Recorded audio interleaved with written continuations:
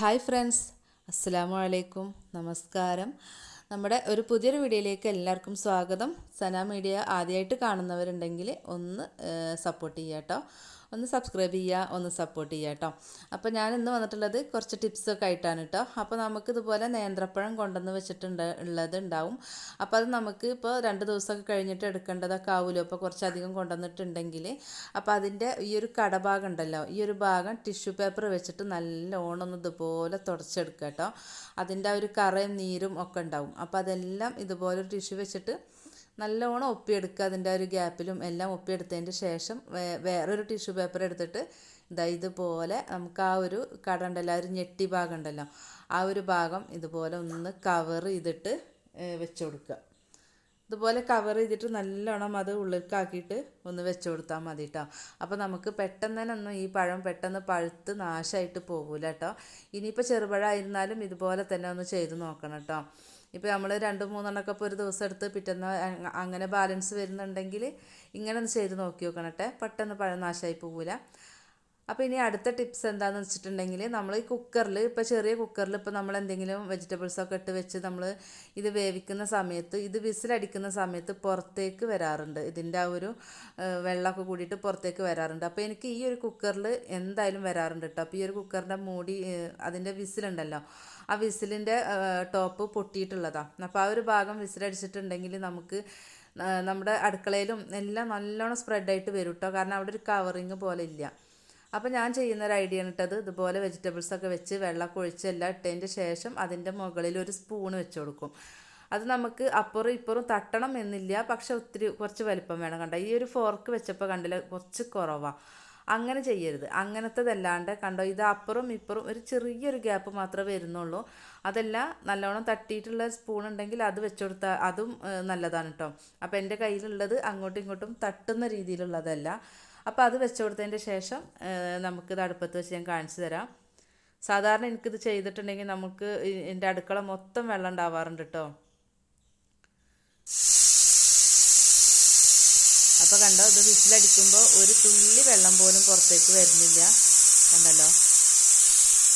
അപ്പോൾ ചിലത് ശരിയാവും, ചിലത് ശരിയാവില്ല എന്ന് പറഞ്ഞ പോലെ എനിക്കിത് സക്സസ് ആയിട്ട് കിട്ടിയിട്ടുണ്ട്. ഞാൻ ഇപ്പോൾ വെജിറ്റബിളൊക്കെ ഇതുപോലെ ചെയ്യുമ്പോൾ ഇട്ട് കൊടുക്കാറുണ്ട് കേട്ടോ. അപ്പോൾ നിങ്ങൾ ചെയ്ത് നോക്കി നോക്കൂ കേട്ടോ. പിന്നെ അടുത്ത ടിപ്സ് എന്താണെന്ന് വെച്ചിട്ടുണ്ടെങ്കിൽ, നമുക്ക് ഇത് ഫ്രിഡ്ജിൽ വെച്ചിട്ടുള്ള നെയ്യാണ്. അപ്പോൾ ഈ ഫ്രിഡ്ജിൽ വെച്ച നെയ്യ് നമുക്ക് പുറത്ത് വെച്ചില്ല, നമുക്ക് ഉപയോഗിക്കുന്ന സമയത്താണ് നമുക്കിത് ഓർമ്മ ഫ്രിഡ്ജിൽ നിന്ന് എടുക്കുന്നത് വെച്ചെങ്കിൽ അത് ഇതുപോലെ കട്ട് ചെയ്തിട്ടുണ്ടാവുമല്ലോ. അപ്പോൾ ആ സമയത്ത് നമുക്ക് പെട്ടെന്ന് തന്നെ അതൊന്ന് കിട്ടാൻ വേണ്ടിയിട്ട് അതുപോലെ ആ സ്പൂണൊന്ന് നമുക്കൊന്ന് ചൂടാക്കി കൊടുക്കാം. നമ്മളൊന്ന് ഗ്യാസിൽ വെച്ചിട്ട് ആ സ്പൂണൊന്ന് നല്ലോണം ഒന്ന് ചൂടാക്കി എടുക്കുക. പിന്നെ ചിലതിൽ നമ്മൾക്ക് കട്ട പോലെ, ഇപ്പോൾ നമ്മൾ നെയ്യ് കട്ടാക്കിയിട്ടാണ് ഇടുമല്ലോ, അങ്ങനെ അല്ലാണ്ട് അത് മെൽറ്റാക്കിയിട്ടാണ് ഒഴിക്കേണ്ടതെന്ന് വെച്ചാൽ നമ്മൾ പുറത്ത് വെക്കാത്തത് കൊണ്ട് തന്നെ അത് കട്ടയാണല്ലോ. അപ്പോൾ ആ സമയം ഈ സ്പൂണ് നല്ലോണം ഒന്ന് ചൂടാക്കി എടുത്തിട്ട് ഇതുപോലെ നമുക്ക് ആ നെയ്യിനെ ഒന്ന് കോരിയെടുക്കുക. അത് കോരിയെടുക്കുമ്പോൾ നമുക്ക് ആ സ്പൂണിൽ വെച്ച് തന്നെ നമുക്കത് മെൽറ്റായിട്ടും കിട്ടും കേട്ടോ. കണ്ടോ, നമുക്ക് ആ നെയ്യിനെ ചൂടായിട്ട് അതിങ്ങനെ മെൽറ്റായിട്ടും നമുക്ക് കിട്ടും. കണ്ടില്ലേ, ഇപ്പോൾ നമുക്ക് എന്തിലേക്കെങ്കിലും ഇത് നെയ്യ് ചൂടാക്കി ഒഴിക്കേണ്ടതാണെങ്കിൽ ഇതുപോലെ ചെയ്ത് കൊടുത്താലും മതി. പിന്നെ നമ്മൾ നെയ്യ് എടുത്ത് ഒന്ന് ചൂടാക്കി എന്നിട്ട് ഒഴിച്ചു കൊടുക്കൂലേ, അതിന് പകരം ഇതുപോലെ സ്പൂണ് നല്ലോണം ചൂടാക്കിയിട്ട് അതിൽ കുറച്ച് നെയ്യിനെ കോരി എടുത്തിട്ടുണ്ടെങ്കിൽ ഇതുപോലെ നമുക്ക് ആ ഒരു ഡപ്പയിൽ നിന്നും വേഗം കിട്ടും. അപ്പം തന്നെ നമുക്കത് മെൽറ്റായിട്ടും കിട്ടും കേട്ടോ. അപ്പോൾ ആ ഒരു ടിപ്സ് ഒന്ന് പരീക്ഷിച്ച് നോക്കണം കേട്ടോ. പിന്നെ അടുത്ത ടിപ്സ് എന്താണെന്ന് വെച്ചാൽ, നമുക്ക് രാവിലെ നമ്മളിപ്പോൾ ഉഴുന്ന ദോശയൊക്കെ ഉണ്ടാക്കുമല്ലോ, വെള്ളപ്പോ ദോശയൊക്കെ ഇപ്പോൾ രാവിലെ ഉണ്ടാക്കിയിട്ടുള്ളത് ഇപ്പോൾ ബാലൻസ് വരികയാണെങ്കിൽ രാത്രികാലത്തേക്ക് നമുക്ക് എടുക്കണം എന്നുണ്ടെങ്കിൽ അത് നല്ലോണം ഫ്രഷായിട്ട് തന്നെ കിട്ടാൻ വേണ്ടിയിട്ട്. ഇപ്പോൾ നമുക്ക് ഇവിടെ എനിക്ക് ദോശ അങ്ങനെ ഹാർഡായിട്ട് ഉണ്ടാവാറില്ല, അതിനെ ബലം വെക്കുമല്ലോ.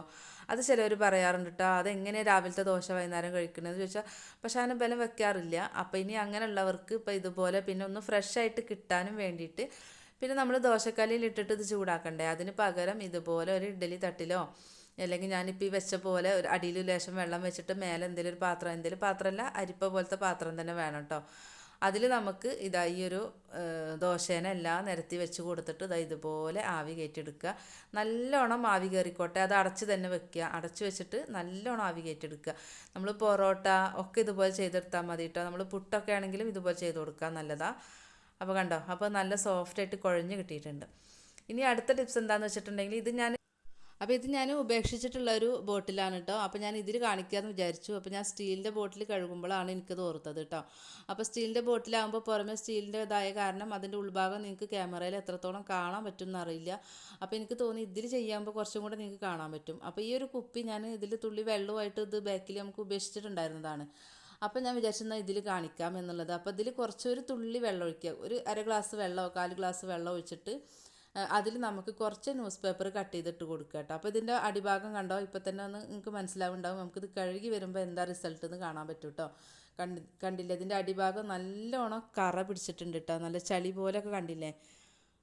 അപ്പോൾ ഞങ്ങൾക്ക് ഇവിടെ ഈ ഒരു വെള്ളത്തിന് ഇങ്ങനെ കറ വരും കേട്ടോ ചിലപ്പം, കണ്ടോ.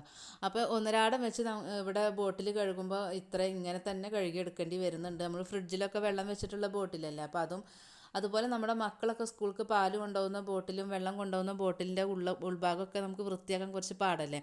അതുപോലെ പാല് വാങ്ങുന്ന ബോട്ടിലാകുമ്പോഴും നമുക്കൊരു സ്മെല്ലും കാര്യങ്ങളെല്ലാം ഉണ്ടാവും. അപ്പോൾ അതെല്ലാം ഒന്ന് പോയിട്ട് അതിൻ്റെ എല്ലാം ഫുള്ള് നല്ലോണം ക്ലീനായിട്ട് കിട്ടും. നമ്മളൊരു ബ്രഷ് വെച്ചിട്ട് ഉരയ്ക്കുന്നത് പോലെയല്ല, നല്ലോണം നമുക്ക് ക്ലീനായിട്ട് കിട്ടും. അപ്പോൾ അതിനിതാ ഇതുപോലെ നല്ലോണം കുലുക്കി കൊടുക്കുക. അതിൻ്റെ എല്ലാ ഭാഗത്തും ആ ഒരു ന്യൂസ് പേപ്പർ നല്ലോണം ആയി വരണം കേട്ടോ. കുലിക്കുന്ന സമയത്ത് അപ്പോൾ ഇതിൻ്റെ അടി കണ്ടോ, ഇതിൻ്റെ അടിഭാഗം ഞാൻ നേരത്തെ കാണിക്കുമ്പോൾ നല്ലോണം കറ ഉണ്ടായിരുന്നല്ലോ, നല്ല ചുമന്ന് ചളി പോലെ നല്ല കറ ഉണ്ടായിരുന്നു ഇതിൻ്റെ അടിഭാഗത്ത്. ഇപ്പോൾ കണ്ടില്ലേ, അതെല്ലാം ഒന്ന് പോയിട്ടുണ്ട്. അപ്പോൾ ന്യൂസ് പേപ്പർ കുറച്ച് അധികം തന്നെ ഇട്ട് കൊടുക്കുക. ഒരു 1/4 ഗ്ലാസ് വെള്ളം ഒഴിച്ച് കൊടുത്താൽ മതി. നമുക്ക് ആ പേപ്പറൊന്ന് നല്ലോണം എല്ലായിടത്തേക്കും ഒന്നിങ്ങനെ കുലുങ്ങി വരാൻ വേണ്ടിയിട്ടാണ് കേട്ടോ. അപ്പോൾ ഈ ഓരോ സ്ഥലത്തിലും നല്ലോണം ആ കറ എല്ലാം പോയി വൃത്തിയായി. പിന്നെ നമുക്ക് ആ ഒരു അടിഭാഗത്തത്തെ അത് പോകാൻ വേണ്ടിയിട്ട് ഇങ്ങനെ പിടിച്ചിട്ട് നമുക്കിത് അങ്ങോട്ടും ഇങ്ങോട്ടൊന്നും ആക്കി കൊടുക്കുക കേട്ടോ. കണ്ടോ, അപ്പോൾ ഇതുപോലെ ചെയ്തെടുക്കുമ്പോൾ നമുക്ക് ആ സൈഡിൽ കൂടെ വരുന്നതും എല്ലാം ഇങ്ങനെ ചെയ്ത് കൊടുക്കുമ്പോൾ നമുക്ക് ആ സൈഡിലുള്ളതൊക്കെ വരും കേട്ടോ. ഈ പേപ്പർ ആ സൈഡിൽ കൂടെ പോവണം. അപ്പോൾ അതിനനുസരിച്ചിട്ട് നമ്മൾ കുലുക്കി കൊടുക്കണം. അപ്പോൾ നമ്മുടെ കുപ്പി നല്ലോണം ക്ലീനായി വന്നിട്ടുണ്ട് കേട്ടോ.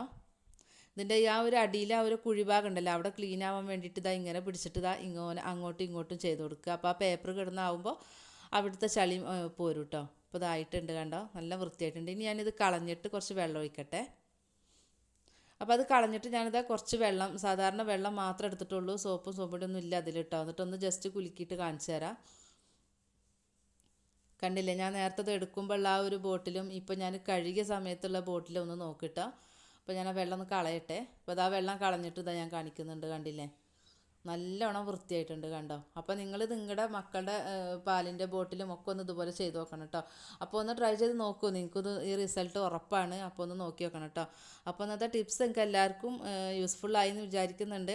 അപ്പോൾ നമ്മുടെ വീഡിയോസ് പുതിയതായിട്ട് കാണുന്നവരൊന്ന് സബ്സ്ക്രൈബ് ചെയ്യുക, അതുപോലെ തന്നെ ഒന്ന് ലൈക്ക് അടിക്കാൻ വേണ്ടി മറന്നു പോകരുത് കേട്ടോ.